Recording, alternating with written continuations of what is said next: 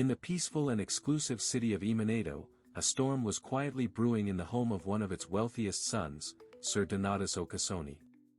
A man once respected for his generosity, wisdom, and thriving estate business. But one decision would change everything. Donatus was torn between two women, his peaceful first wife, Aduniki, and his new charmed queen, Benzolo. Now, the story concludes, and the price of decisions is about to get deeper. Aduniki, weary but composed, went to the elders with her children in tears to report how her husband, Donatus, threw them out of the mansion, just 2 days after their last meeting. Hear her in this dialogue. I was sent out of the house I built with my husband. With no warning, no justice. Just me and my children, thrown out to live in a lonely bungalow. The elders were stunned and furious. This wasn't what they had agreed. They had been investigating Adoniki's accusation, consulting the gods. But Donatus had acted prematurely, and harshly. The elders resolved to send an emissary to inform Donatus that their plan to reconvene has been jettisoned until he brings his wife and children back home. They saw no point if Donatus would not respect their authority. Elder Titigido lamented. Donatus has broken our tradition. We can no longer pursue truth now that he has chosen chaos. The elders sent an emissary to express their disapproval of his action by sending Aduniki and their children out of their home, and thereby preempting the elders' plans about Aduniki accusation. Okil and Dedudi arrived at the mansion of Donatus and had this chat. We have been sent to deliver the elders' message. They expressed their disappointment at your action of sending your first wife away with your children. They maintained that the reconvening of the peace meeting has been postponed indefinitely. Tell the elders that the decision is okay by me. You may go away now. The answer to Donatus' strange behavior. Benzolo. A woman of unmatched beauty, but far darker intentions. Whispering poisonous advice and fueling Donatus' pride. Under the veil of charm and seduction, Donatus obeyed. Benzolo's grip deepened. Family. Gone. Friends. Cut off. She had the man. Now she wanted his empire, as she schemed him thus. Ignore those old men. You don't need them. And from now on, there will be no more visitors. This house is ours. Our kingdom. Donatus was mesmerized to sign a document, bringing Benzolo on board his business empire, and he made her the director of finance of Dona Estate Limited. Donatus signed a document to that effect.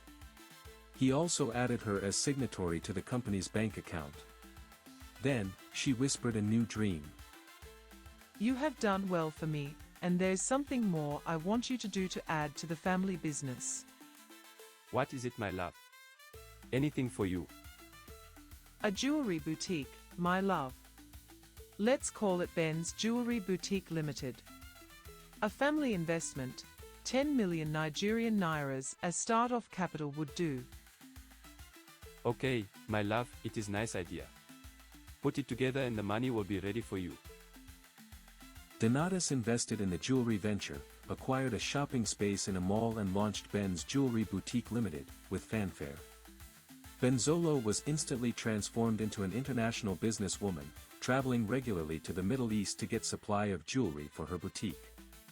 And in one of those trips, Benzolo met a handsome, muscular 25-year-old man, Akpeteshio Habo, on a flight to Dubai, where Benzolo had contact for the supply of jewelry for Ben's Jewelry Boutique Limited. She instantly fell in love with Akpeteshi. Akpeteshi was a mischievous conman and good at winning the hearts of fair ladies. Their relationship grew and they became an inseparable item.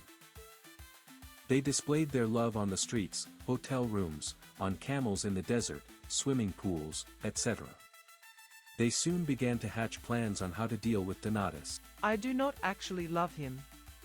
I am only with him for the money, and would kiss him goodbye the moment I can take every kobo from him. We can sell everything. The estate. The boutique. The lands. Then disappear to Europe. You and me. I'm good at procuring papers for the sales of the properties. Donatus, blinded by charms, halted work on his multi-billion naira shopping mall project, just to fund Benzolo's dreams. He even stopped supporting Aduniki financially and also refused to pay for his children's school fees, insinuating that, "I'm not even sure they are my children." Aduniki and her children were left in abject squalor, barely having 3 square meals in a day. The children were expelled from their exclusive private school for lack of funds and their mother had to enroll them in a public school. Aduniki, crushed but not broken, turned to the only power Benzolo couldn't manipulate. While Benzolo flew to Dubai every month with her lover, Aduniki flew into the presence of God with her prayers. She refused to fight with fists, she fought with faith. She firmly believed that what God cannot do does not exist. Agiloko Odins, a fellow club member of Donatus, was in a taxi, hurrying to catch his flight from Dubai to Eminato when he saw Benzolo and Akpateshi standing and holding hands on the street of Dubai. Agiloko was not sure about the identity of the man in Benzolo's company. A few days later, he met Donatus on a Eminato mall and this dialogue ensued.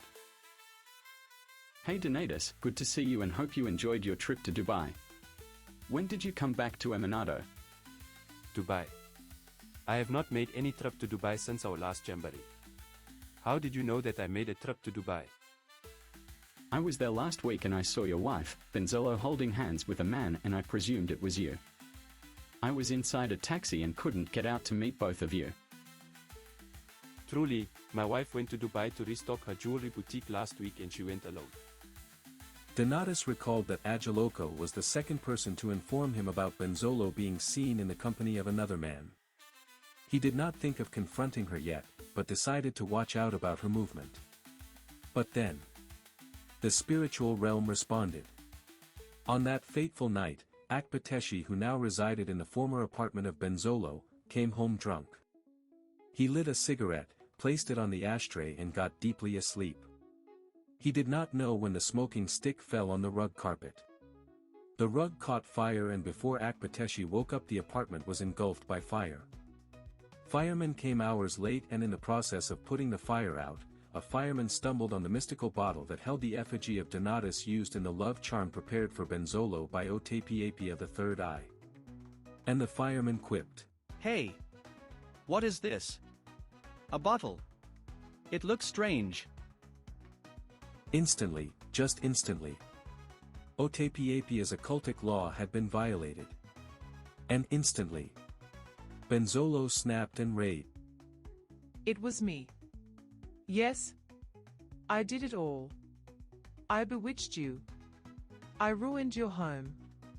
I'm not sorry. I am now a billionaire.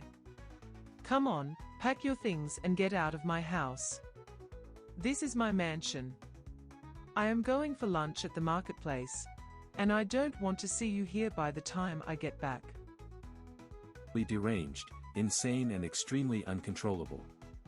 It took the family elders, church pastor, and even their children to plead with Aduniki to reconcile with Donatus, her husband of about 20 years. Reconciliation was done and the family of 5 picked up the pieces and chart a happy afterlife. Thank you again for watching the final part of Decisions That Bite video. The 2 most takeaway from this video are: check the big picture of any decision. One wrong decision can silence a lifetime of wisdom. And please like, share, comment and subscribe. Watch out for our next story next week.